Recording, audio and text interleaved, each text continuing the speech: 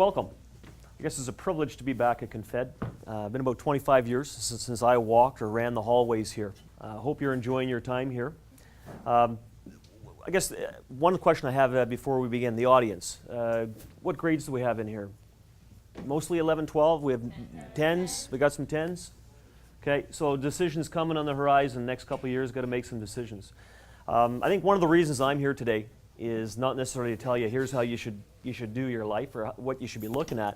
I want to throw some options out there for you, okay, for you to consider some things that I did along my path that might be relevant to you as you begin your journey, so to speak. You might walk away saying 9 out of 10 things that guy said I disagree with or I don't like. As long as you walk away with perhaps one idea that helps you prepare for life or get better or give you a bit more of an idea about what you want to do. Okay, so I don't have a lot of slides. Really want to have more of an interactive discussion here. If you have any questions as they come up at any point in time, put your hand up. Let's talk about it. I'm going to talk briefly a little bit about myself, where I came from. Hey, top slide, top logo, picture of a family. We all come from family. Most of what's going to carry you through life is family, your immediate family, and then family and friends around that. That's really why that logo's here. I was born and raised in the Valley, raised in Hammer, and today I live in Valcarron and raising a family out there. So I'm from the area. I know what it's like to come from a small town and head off to larger cities. Confederation, spent 4 years here, graduated in 1988. So to make it easy, I'm 43 today. It's been 25 years again since I've come from here. And still carry with me, I guess, a lot of the lessons, a lot of the life skills that I gathered in high school. Most of you think, geez, high school, I just got to get through it so I can get on to university, get on to life making money. Enjoy your time here, okay? Make sure you work hard, get some value out of it, but enjoy your time here. I sure did. And most of the colleagues that I hang around with today have great memories from high school. Upon graduation from Confed, I attended the University of Western Ontario. I imagine most of you may be familiar. If you're not familiar with it, it's down in London, Ontario. Western's been, I think it was incorporated in late 1800s, so it's been around a long time. One of our older universities in the province. And I did an undergraduate degree, as indicated earlier, in engineering. Photo of the iron ring on the writing hand, on the working hand. So I'm an engineer. I've been practicing engineering since 1992, so I graduated from Western in 1992 with an undergrad, and I've been working as an engineer manager since that time. When I was sitting in your seats, one of the things that I guess that got my attention when I was younger, everyone's got different hobbies. I used to read Fortune 500. Anyone grab a Fortune 500 today? Read business? Not a lot. It's different. I guess you don't grab a book and read it. You go online and you surf, so to speak. I used to grab Fortune 500 magazine. I'd open the magazine up and you'd read an article about a businessman, the chairman of whomever, General Electric. Okay, and what crossed my mind half the time were these individuals had a couple degrees, you know, and a lot of the ones I came across in Fortune 500 were PEng MBAs. They had a professional engineering designation and they had a business degree, MBA. I thought, geez, how do you go wrong? You know, I'm going to go get my professional engineering degree and I'm going to get an MBA and I'm going to do well and make money like they do. So that's really some of the first, I guess, foundation or ideas that I looked at in trying to determine what direction to head into. Really one of the reasons I went into engineering. Wasn't quite sure if engineering was what I actually wanted to do. Was told by a lot of family members, look, go into engineering. If you don't like it after a year, you can take all your credits and you can apply them to anything else you want to do. And it's a pretty safe bet in engineering. You take a lot of maths, you take a lot of sciences. Just about every other faculty that you look at university level will recognize all those engineering courses. Okay? If you go take an arts degree initially and you want to get engineering a year later, you might get credit for 1 or 2 courses. So I said, hey, I'll hedge my bets. Let's get into engineering and go from there. So I graduated in 1992. In between my next degree, I put a photograph there, really. Anyone know what the photograph is of? Anyone recognize that photograph? It's in Sydney. It's the Opera House. Okay, it's the Opera House in Sydney. I put that there, really, it's the logo there, or the photo is there, alongside, this is a Confed logo. This is where I work today. It's a family business, and I work at Confed. So in between my 2 degrees, I traveled, and I worked. I worked to travel. If there's, there's a number of things I want you to walk away from here today. If you have the opportunity when you're young, travel. Okay? Get as much schooling as you can. If you want to climb, everyone has different aspirations. Some of you just want to go out into the workforce right away, and you want to start working, you want to make money. Good on you. There's nothing wrong with that. If you have aspirations of climbing corporate ladders or getting into various professions, whether it's medicine, law, engineering, okay, get as many degrees as you can. It's not enough in those fields, for those that want to pursue it, it's not enough to have 1 degree. Okay, you need multiple degrees today if you want to advance and move up, let's call it the corporate ladder, as they all say. But make sure you find time and travel. I don't care when you travel. You know, I happen to travel between my 2 degrees before I decide to settle down and have a family. You can travel later on in life. You can travel before you go to universities. There are going to be a lot of parents who say, geez, don't be telling my kid that. I don't care. If you know what you want to do in life and you know you're going to go to school, I don't care when you travel, but find an opportunity to go and to do what they say, what a number of my colleagues call it, go to hell time. Okay? Get away from the day-to-day stuff. Go see something you've never seen before. Okay? When I traveled, I wanted to eat new foods. I wanted to experience different cultures. Okay? And I want to meet different people and speak different languages. And I want to see different sights. So you can travel for the sake of going around and just thumbing rides and doing whatever. I backpacked, I took tours. I went for the experience. Okay? And really, what this sort of circle of my life is talking about is about different experiences. Okay? Each of these gave me the opportunity. Each of these logos represents a different life experience for me. One that I've learned from, one that I've walked away with some life skills from. So, that's why the photo's there. Make sure you find the opportunity to travel. I was fortunate, I got lucky when I was traveling in Australia. I happened to meet a young lady who ended up becoming my wife. I guess Tina is my wife. She's Danish, from Denmark. She was traveling as well. Lo and behold, the Opera House is designed by a Dane. And we ended up getting married, had 4 kids, and 2 of them are at Confed right now. One graduated this past spring, Matthew. Sydney and Daniel Walker are attending school here right now, and I have a younger daughter, Caitlin, who's in Pinecrest. So after this work experience and travel, my future wife and I headed back to school to acquire an additional degree. Why? Because I wanted to climb the corporate ladder. I wanted to be able to I wanted to improve my skill set. Okay? What I gathered out of engineering and technical was the ability to solve problems. I didn't have a lot of business background that would allow me to take my problem-solving capabilities and apply them to business settings. And I thought, hey, I've got to go get another degree. Why? In the back of my mind as a 15-year-old, I remember, again, PNG MBA. All those CEOs were PNG MBAs. Hence, I'm going to hop back to the first. We're good to go again. Hence, go back to school. I don't know where Western is today. At the time, the Ivy School of Business at the time was probably the best business school in Canada. There's a lesson there. You're going to come across a lot of hurdles. I came across a hurdle here. I was fortunate enough, I did well in undergraduate degree. And academically, I had good work experience. I traveled a little bit. When you go back and you get an MBA or a Master in Business degree, they're trying to prepare you, again, for the business world. They try to envelope it, if you will, at the University of Western Ontario. They want to give you a cultural experience at Western, at the Ivy School of Business. So they're looking for cultural diversification. There were a lot of international students. A third of the students that went into the program in 1994, I graduated in 96, a third of the students were engineers. So it's not uncommon. I'm not the only engineer that go back and get their business degree. The hurdle that I encountered was, having done well here, being a civil engineer, I was a gold medalist here, which meant I was fortunate enough to have top grades in civil engineering. I got turned down when I applied. Holy smokes. It was the first roadblock that I hit.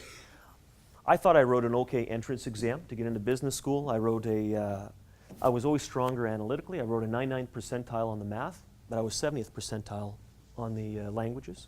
I thought, that's not very good, but I thought being a gold medalist, geez, it'd be a slam dunk. So I got denied. Persevered, was patient. I appealed it. and ended up going down to an interview, okay? And must have had a decent interview. I was accepted into their program. So my first mindset, geez, I got denied. I thought I'm a smart fella. They said, no, you're not. We're not letting you in. I'm into the program. Mindset, I've got to work my ass off here now because I'm not as smart as these other people that are in this program. I got to go. So lesson there, persevere, stick with it. Went through a 2-year program. I was fortunate enough each year to be on the dean's list, or honor roll, I guess they call it. At the MBA program, really they take 225 students, they take top 10%. So top 20 students, no matter what your grade is, you can get a 50%. If you're in top 10%, you're on the honor roll. So I was fortunate enough to do that for 2 years. There were 10 individuals that did that in both years, and they're called Ivy Scholars. Fortunate enough that I was an Ivy Scholar.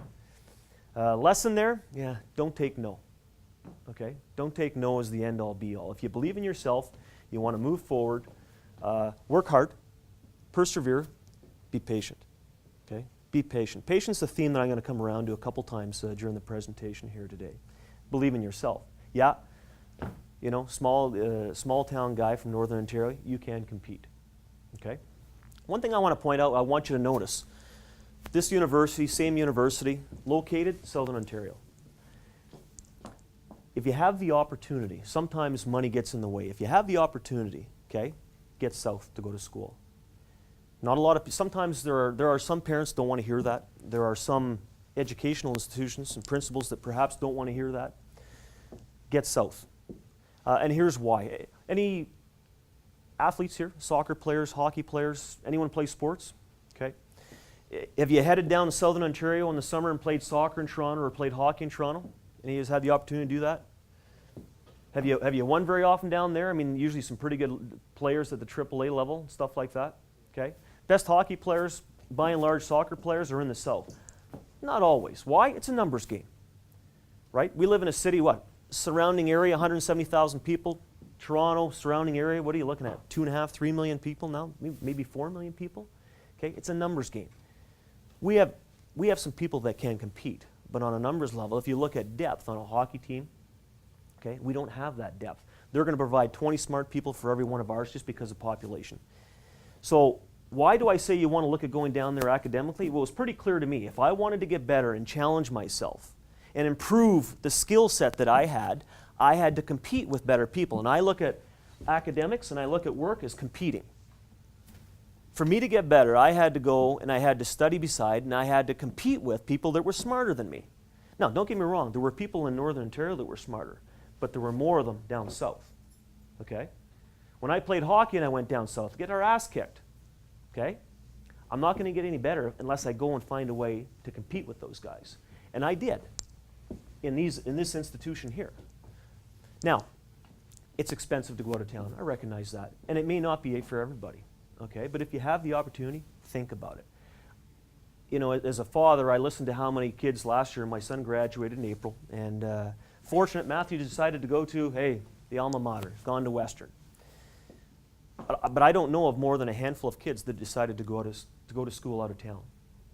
I can accept that it's expensive and it's not for everybody, but for those that don't want to take that chance or don't want to take that leap, why? Because it's outside your comfort zone. That's why we're talking now. Okay? Take a step outside that comfort zone. That's what it's all about.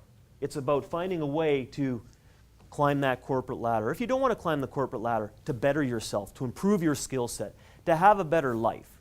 If not for yourself, okay, when we come back up top, how about for the community or for your own family? If you don't want to do some of these things for yourself, I understand that. You know, you're teenagers. Trust me, and a lot of adults are going to come up here over the next 2 months and say, trust me when I say, as you mature and as you age, you will acknowledge and recognize some truths in what I'm saying, okay? I won't be the only one telling you that. Your parents tell you that, okay? Challenge yourself and start challenging yourself now.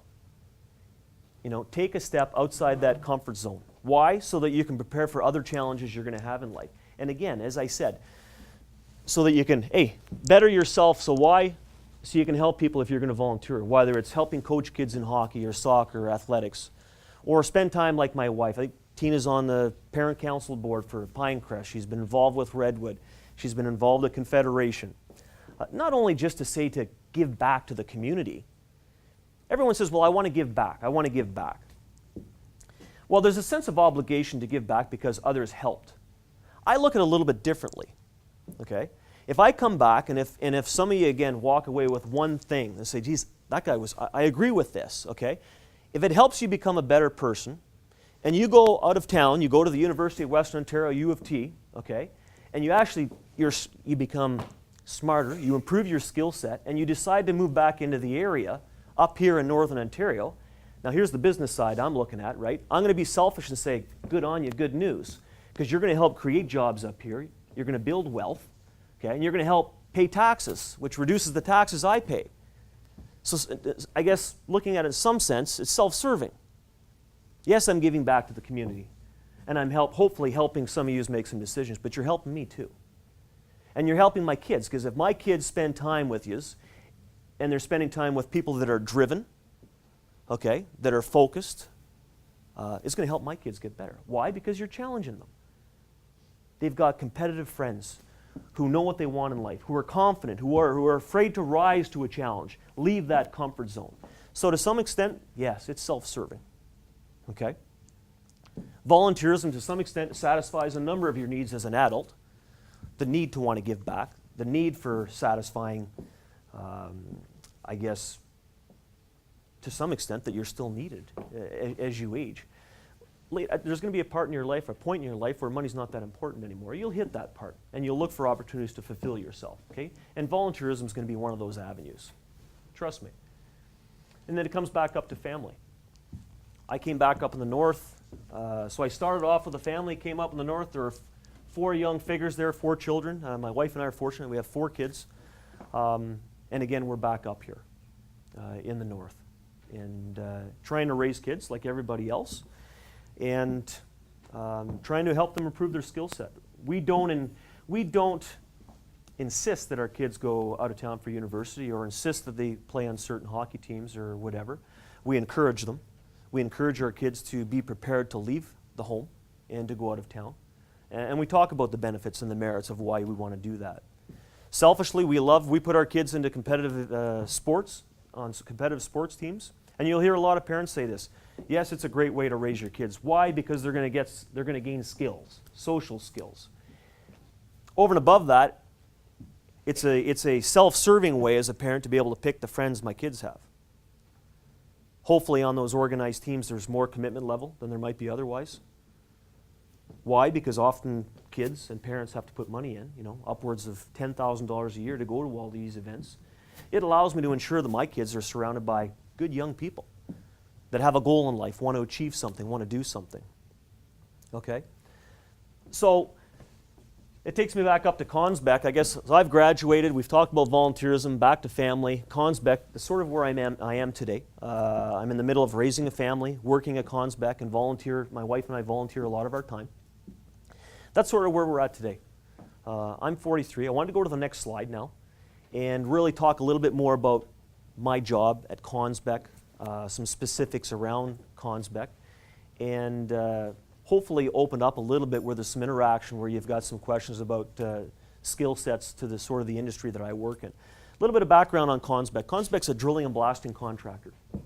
Okay, so we work in a number of industries. We drill and blast rock, whether it's in the construction industry, whether it's in the mining sector, or whether it's in the energy sector. When I say mining, we do work on surface. Okay, energy, we do anything from pipeline work to solar panel work to wind turbine to hydroelectric power generation, anything that requires rock excavation. We live in Canada. There's a lot of rock to drill and blast if we want to build infrastructure.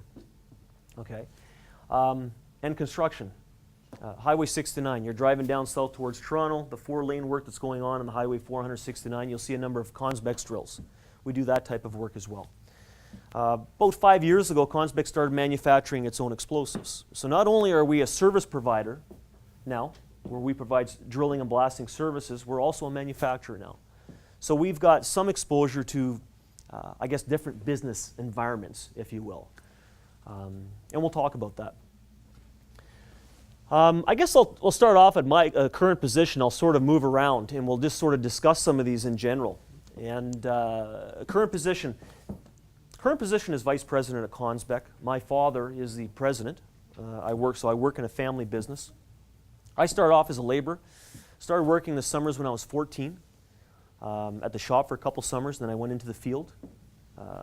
And after I graduated with my engineering degree, I was into surveying and estimating. And a couple years of that, I started to bid projects. I was the general manager for about 10, 12 years prior to becoming the vice president. There are going to be exceptions to the rule, but the encouraged rule is start at the bottom. You're going to hear everybody tell you that. You know, we want to see you sweeping brooms and start at the bottom.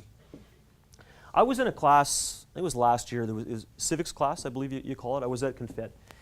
And I was talking, it was in the springtime, we were coming into summer. And there were a couple of kids that, you know, this job doesn't pay enough, that job doesn't pay enough. At your age right now, get a job, okay? My advice to you, don't worry about what it pays. I don't care if it's minimum wage or it's $2 an hour. You're not there for the money, okay? Get over the money. The money's going to come. If you work hard and you do your university and everything else, the money's going to come. What you want right now is you're building your skills, okay? You want exposure to experiences. And you're not going to gain those sitting on the beach in the summer or whatever. Hey, there's a time and place. You know, you need balance, and we'll talk about balance in a little bit. But when you have the opportunity and your jobs start coming along, don't worry about the money.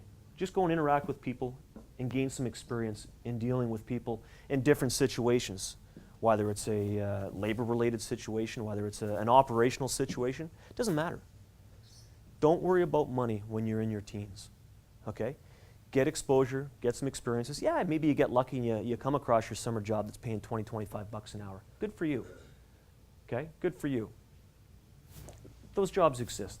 They're few and far between, but they exist, okay? You get lucky every now and then. Don't worry about the money, okay? You're after experiences. So start off at the bottom. Why? Because if you're going to be loyal and stick with a company, you want to know everything that company does. When you start at the bottom, you see what that company does. And you're going to deal with, as you rise up in a company, you're going to see the different levels of people that people deal with. You'll get experience, okay, in dealing with different people, whether it's customers, suppliers, labor, management. You'll learn how to manage below. You'll learn how to manage above. But you don't do that if you're thrown into a senior position right away. Anyway, current position, vice president. My strengths, it's difficult to assess yourself. I loved math in high school, so I'd say analytically I was unfortunate. I think one of my strengths is I'm an analytical kind of a guy. I'm an engineer. You listen to me talk, we're going through a set agenda. That's engineering style. I'd say that's a strength, you know, in our business. Is it everything that I require? No. But you'll acquire some other strengths as you age. I like to think one of my strengths now is listening. Wasn't very good at it in my teens. Get better as I've aged. I think there's a sense of perseverance. You know, and that's the patience that I'm talking about earlier. There are going to be a lot of things that you'll have to be patient on in life. Let me use anyone follow the stock market? I know it's young. Anyone's dad follow the stock market and you listen to him talk at night about certain stocks or whatever. Anybody listen to the market? Different audience. But the stock market the last 5 days the market's not doing well. It's down triple digits for roughly 5 days in a row. And some of the advice out there, if you buy a stock, a lot of people will be concerned about day-to-day movements in the stock market, and they'll sell their stocks because they panic. Be patient, ride it out. You're going to come across a lot of difficulties in life in your job where you're going to say, I've had enough of this, I'm out of here, okay? The grass isn't always greener, okay? Be patient. You're going to come across hurdles or difficulties in every job. You're encountering them right now in high school. You know, oh man, you should see this math class. This problem that we did, there's no way I'm ever going to get that. Yeah, you're right. It's a tough one. Calculus. Not a lot of people like calculus. Thought I was a smart fella. First calculus exam, first year engineering. Walk in, I got a 67. Never had a 67 in my life. Destroyed. Class average was 37. okay? Persevere. Don't quit. Be patient. Keep working at it. The one thing, we're going to come around here later, when I'm talking about patience, the one thing I've learned in the 25 years, it takes a while. If money is what you're interested in, I'm looking for life balance, okay? But if one of the things you enjoy in life is you want to make a lot of money, the only thing I can tell you there is be patient. It takes a long time to build wealth, okay? It doesn't happen overnight. Don't get me wrong.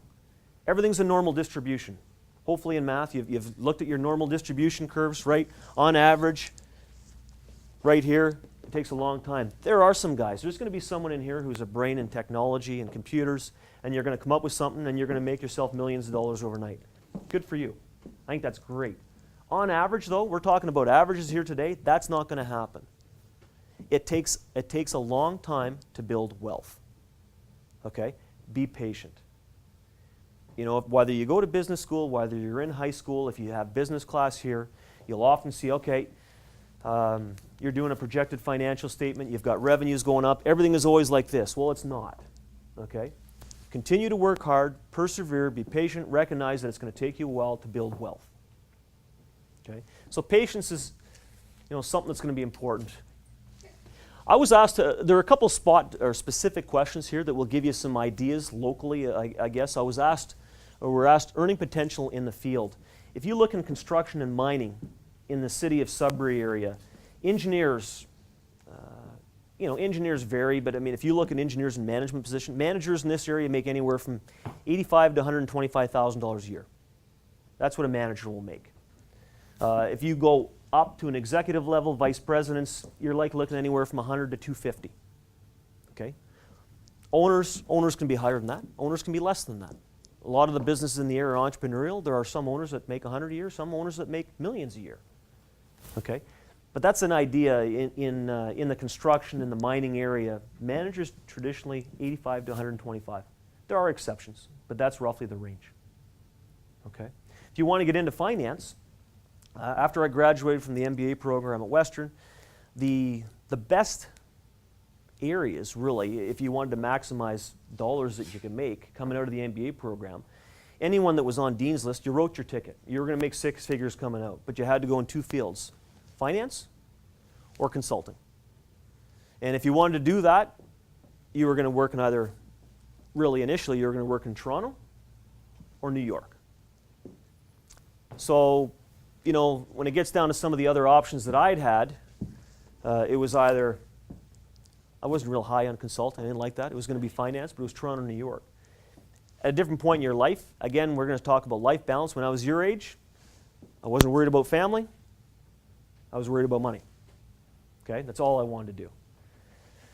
Met my fiance, that changed. And rather than go to Toronto, New York, knew I wanted to raise a family. I didn't want to raise them in Toronto, and I didn't want to raise my kids in New York. It wasn't for me. Doesn't mean it's not for you. It wasn't for me. I lived in a rural area in the valley, and enjoyed going out, whether it was ice fishing or whether it was hunting or snow machining or whatever. I started changing my perspective, or what I wanted in life sort of changed to more life balance, where it was more social and spending time with my family at a young age. Really, I was 22, 23. So I guess one of the points I'm making there is what you want in life is going to change as you progress in life. But keep in mind, keep working, be patient. Typical day for me in my field, I gave you a little bit of an indication what Confed does earlier. We're exposed, a typical day is probably atypical.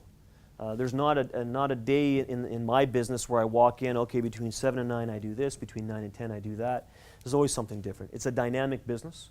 We're in a number of different sectors. I can be dealing in finance, I could be dealing in marketing or in sales or engineering, I could be dealing in operations. It's one of the things I like about my job. I have exposure to, different fields in business, okay, to make it challenging, makes it exciting, and I'm dealing with different people. I'm dealing with laborers on a given day. I'm dealing with vice presidents and presidents of corporations. I'm dealing with bankers. It's enjoying. I enjoy it. It's a challenge, and it's exciting. It's not boring. It's not hey, I have a desk. I spend a lot of time at the desk, but it's not a 9 to 5 type of desk job where I'm doing the same thing every day.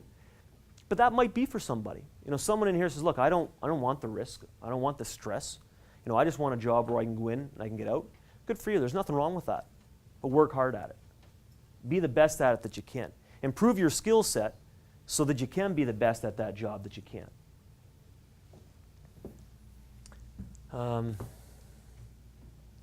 Some of the challenges in our field, and I think they apply to a number of businesses today. Number one, labor.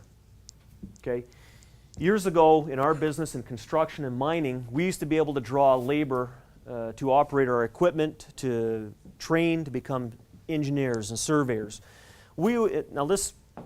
I'll try and make it, I guess, something you can understand. We would draw hard workers from two pools. Okay, farmers, kids that came off farms. Anyone here live in a farm? That's one of the reasons why we've lost that pool. Okay, years ago you'd find a lot of kids, more rural setting, a lot of kids lived on a farm. By and large, not forever. They were better. They were harder workers. Why? Because they had to get up at 5 in the morning. They had to help their parents work on the farm. So we used to be able to draw a lot of our kids off farms. The other one was in the forestry industry. Anyone's parents work in the forestry industry. There's another example. So in two questions, you can see there's not a lot of people just in this room, as an example, that are on a farm, and no one works in the forestry. If you worked in the forestry industry years ago, you know, and often a lot of the French kids in Northern Ontario over in Quebec worked in the bush business, you knew how to work, because it's hard work.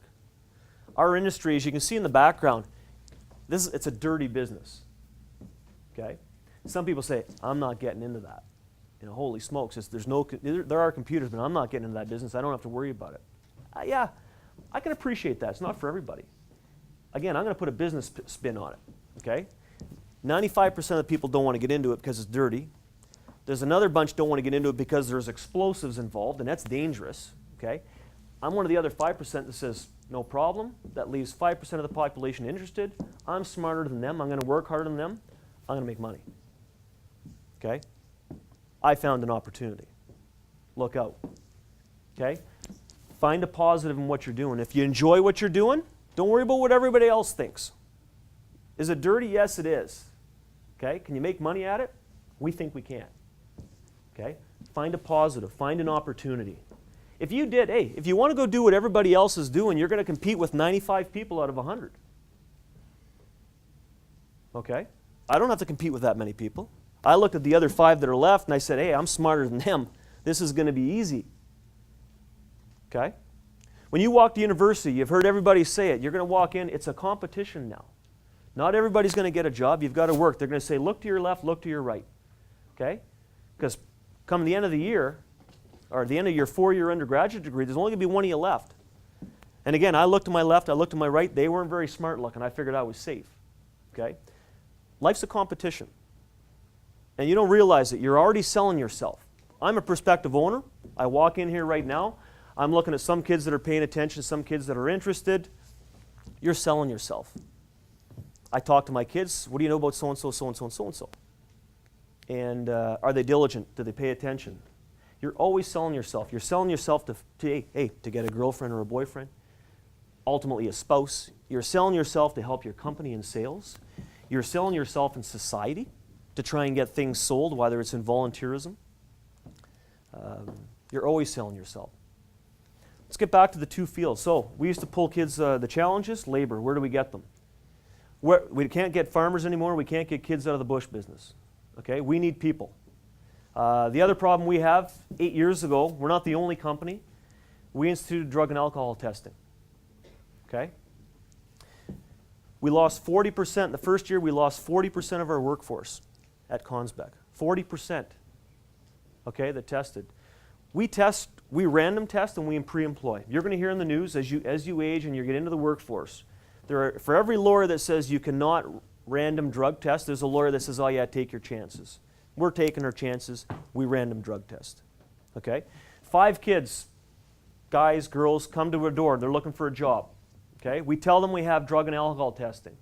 One of them turns around and says, I'm out of here. Okay? 1 failure.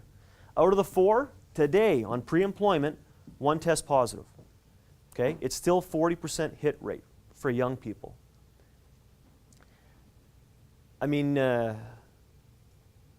I'm not a social advocate. I can tell you as an owner and as a father and as an individual in society here, it's sad and it's disappointing that so much of our youth, okay, continue to want to experiment in drugs and alcohol in excess, okay? I have no time and place. There's no time and place for drugs. There's nothing wrong with a social drink, okay? I don't drink myself. My wife's a social drinker. She'll have a social drink. We go out, she'll have a glass of wine at dinner. I don't drink alcohol at all. No beer, no wine, whatever. People say, holy smokes, you're a bit of a different guy. Yeah, when I was younger, peer pressure, you're in the stage of peer pressure right now. If you don't drink, you don't try drugs, holy smokes, you're on the out. You know, be patient, persevere, find better friends. Okay? You know, you can be in the cool crowd or you can be patient, persevere, and work. Bill Gates, everyone knows Bill Gates? Technology, everybody here must know Bill Gates. Okay, Bill Gates says, look, there's nothing wrong with being smart, working hard in school, and not being a drinker or an alcoholic. The nerd, so to speak. I was probably a nerd. Okay? But Bill Gates tells a lot of people, remember one thing. You look in the room and everyone knows, hey, you don't have to talk about it, you don't have to point fingers. We all know who the nerds are in this room. Remember one thing. Okay? Down the road, in the future, 8 out of 10 of us are going to be working for those nerds. It's that simple. Okay? It's that simple. So, when we instituted our drug and alcohol policy, it wasn't to get rid of the nerds. Okay? It was to get rid of the theft. Why? We had our own supervision stealing office so they could feed their drug habit. Okay? And if it was important, if people are using drugs at work, and it was for themselves, okay? It takes away from, can you go back to is it easy to go back to the first slide? Okay, family. If at work, if someone is feeding their habit for drugs and for alcohol at work, they're not taking care of their family. Okay? And it's important for you in life because without your family, you're not going to have anything. Okay? So we've lost a lot of people because we instituted drug and alcohol policy. 40% of the young people out there that come and look for employment, not just young, older guys as well, okay? We can't hire them. And you'd think, oh, geez, it's pot, marijuana, whatever. 50% is cocaine. Okay, 50% is coke. Anyway, that's one of the challenges we have. Can you go back to the other one again? Sorry. One of the bigger challenges for us, labor, people. The other challenge or opportunity. Again, I don't want you looking at things as a challenge, opportunity, technology. Okay? We talked earlier about getting out of your comfort zone. It's all the way through life. If you get a nice cushy job, geez, this is great, 9 to 5, don't want to improve your skill set, don't want to improve yourself, get better, don't want to help the company. 1, you're not helping yourself. 2, you're not helping your family. And you're not helping your company. Okay? You got to change your life or do something. Technology. Get out of the comfort zone because technology continues to change. Yep, I know you are all on top of it. When I was your age, I was on top of it as well. Today, 25 years later, holy smokes. Hard to keep on it. Surround yourself with people that are on top of it. Okay? Become part of a team.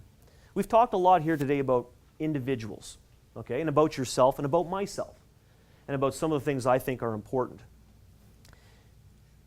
You'll be able to solve one thing I struggled with. I get one of the regrets or one of the things as an adult that takes some of us a little longer than others. Probably thought a lot of myself, that I was capable of doing things on myself and wanted to show people, look what I could do. I was always looking for autonomy. It took me a while. I'd like to think I was smart enough to realize, and I am there today, where I can get a lot more done if I've got a good team of people working with me and we can get some things done. Now, we still need the guy that can get it all done on his own. But there's a role for everybody. It's like the whole Michael Jordan thing, right?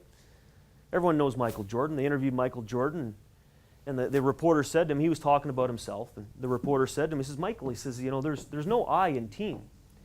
You know what Jordan said? He says, you're right. He says, but there's an I in win. If you want to win, give me the ball.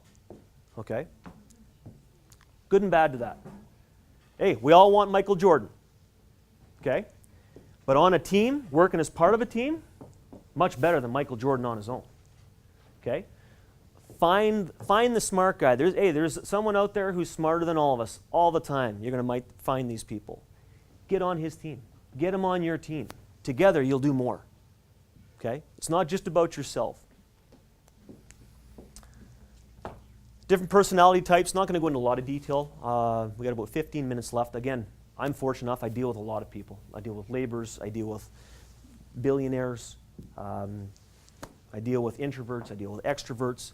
You have to learn to deal and socialize with everybody. Okay? It's a skill you work on. That's why you go out and get a job now, so you start when you're young. You know? You can't go sit off in the back corner, be the smartest guy in the room, sit off in the back corner, and figure that's how you're going to climb your way to become the president of the company. I tried it for a while. It didn't work. Okay?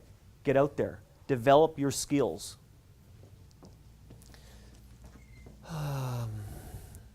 What do we seek? Some of the skills that, I guess, Confed, and I'd like to think this would serve as a benchmark for others. 3 things. Work ethic. Okay? You can be the smartest guy in the room. If you're not willing to work, you're not good to us. We look for intellectual base.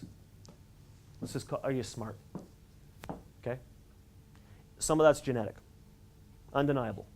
Okay? Third thing, are you willing, is there a commitment to develop intellectual skills, to improve your intellectual capacity? So 1, you got to be smart. We all want that. 2, do you work? 3, are you willing to get better? Okay? Let me give you an analogy. We'll go back to hockey or soccer. I coach a lot of that over the years. You've got a hockey player who's a skilled player. You've got a hockey player who's a worker. Okay? Skill and hard work beat hard work anytime. Okay? Skill and hard work beat just skill anytime. Okay? So you can be the smartest, but if you're not a worker, you got challenges ahead of you. If you're a worker and you're not the smartest, you're going to do okay. Just keep working hard, but you may not be able to climb that corporate ladder if that's your goal. But keep working hard and keep trying to increase your capacity, your intellectual capacity. Get smarter. Take some courses. Learn. Travel a little bit. Okay? Develop. I want to see that people want to challenge themselves. If they're willing to challenge themselves and get better, and they want to get better for their sake and their family's sake, they're going to help the company. That's the guy I want to hire. Regrets. I don't know. I guess we all have regrets. A lot of people will come up here and say, I did everything perfect. Everything happens for a reason. Probably some things I could have done better. I would have had the opportunity to acquire a different skill set. If you look back, well, if you'll remember on the first slide, I had 2 Western University logos. Perhaps I should have took an undergrad someplace else. Went to Waterloo. Different exposure. Why did I go there? My dad's business partner of the day lived in London. London was a great campus. And I really got along with my dad's business partner, so I went there. There was a trade-off. Might it have been better the other way? Who knows? My dad's partner passed away about 3-4 years after I was at school. Gave me the opportunity to spend some great years with him. Work experience. I've always worked in the family business. Regret? No. Trade-off? Yes. Wife and I decided to come back and raise kids. I guess, hey, our kids would have been young. We could have went to Toronto, New York, got a couple years experience in a different setting, learned a little bit. Trade-off? I didn't want to miss out on an opportunity when the company was growing. I didn't want to be the guy that came back after 5 years being away and other people built the company and added and grew 30%. I wanted to be engaged and involved in the infancy of the company's growth. Lucky, I was. You know, we've grown 4-fold since I've come back from the university. And that's not just myself. That's a team of people. I've got 2 younger brothers. It takes a lot of people to do that. Regrets? Not really, but that's the trade-off. Career lessons. Be patient. That's it. Be patient. The grass isn't greener. Don't be jumping job to job to job to job. Okay? Be patient. It takes a long time to build wealth. It takes a long time to increase your skill set. And when you are patient and you don't make those moves, you're maturing in the meantime, which will enable you to make wiser and better decisions as you get older. Trust me on that. I hear the same thing from my father, who's 66, still in at the office every day. As I get older, I recognize more and more the value that we call it the white hair that the white hair brings, okay? Be patient. You'll make better decisions as you get older because you know more. Fact of life. I guess we'll finish off with, my goals. Short term, Confed has a number of projects on the go. I'd like to, see these projects through to completion.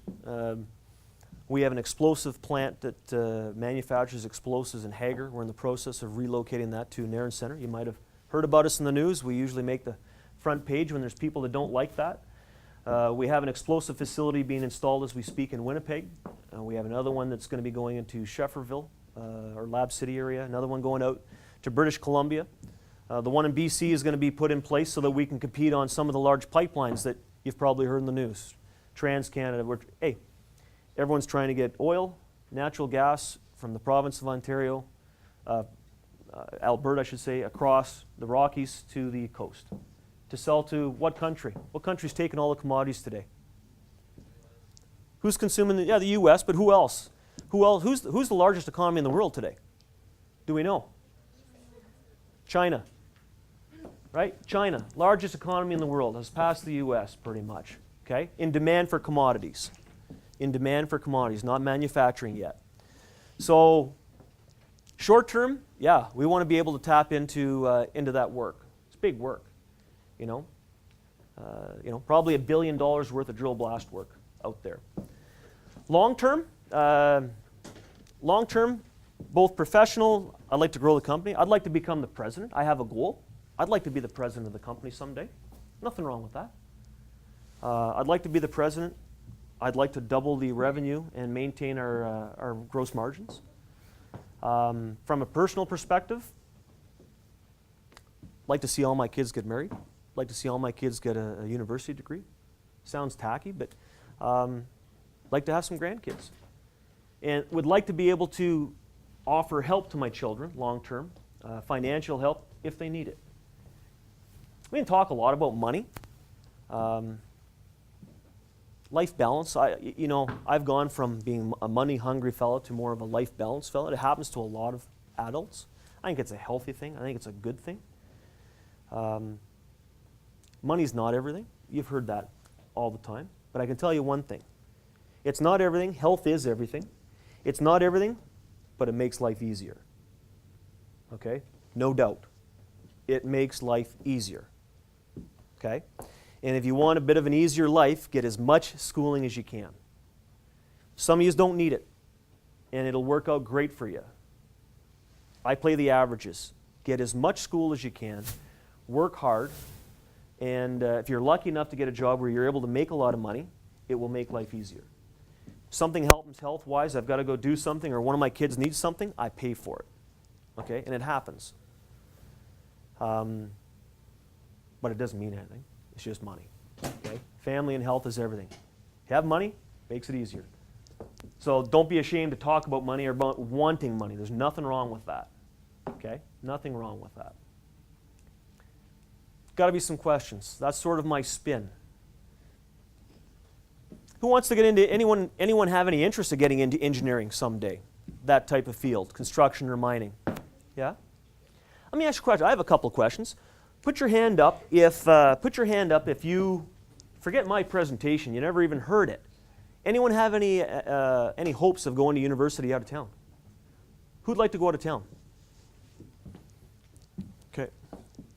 That's pretty good because I only know of a handful in last year's graduating class.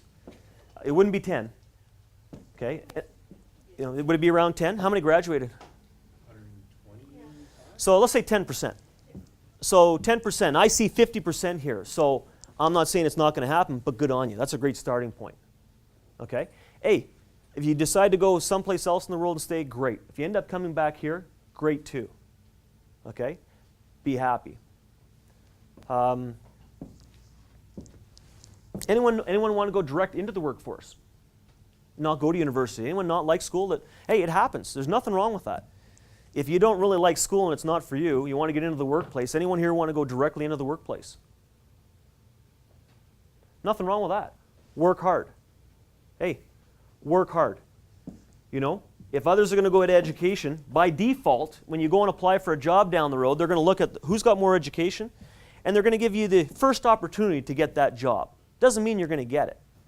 If that hard worker works harder than the other person does and tries to improve their skill set, it may not be in an academic setting, but tries to get better and better themselves, doesn't mean you can't do it. Okay? But you really got to work hard.